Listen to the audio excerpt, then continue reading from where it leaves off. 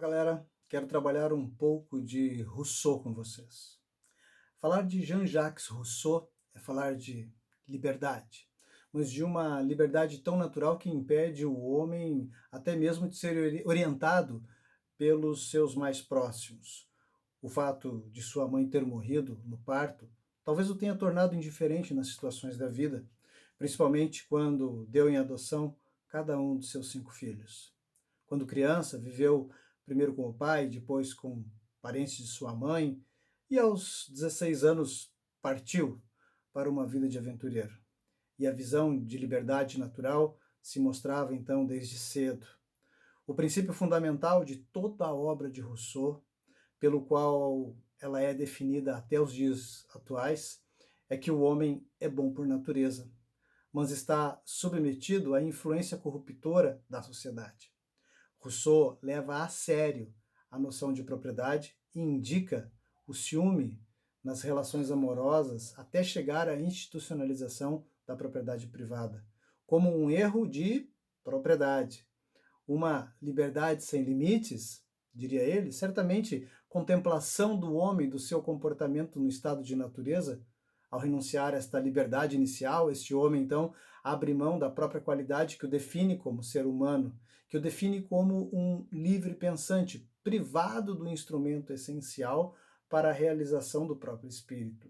O mito criado pelo filósofo em torno da figura do bom selvagem, da figura de Emílio, para formar o homem como cidadão, sendo educado no convívio com a natureza, resguardando ao máximo das coerções sociais, com a intenção de propiciar a felicidade à criança, enquanto a ela ainda é criança. Rousseau aqui está longe daquilo que vemos em muitas situações de família com grande capital cultural, que procuram transbordar em suas proles os conhecimentos necessários para poderem competir na sociedade, o que era abominado por Rousseau. A criança deve ser livre para ser criança. Poder brincar, exercer a intuição cognitiva, para Rousseau a criança devia ser educada sobretudo em liberdade e viver cada fase da infância em plenitude de seus sentidos.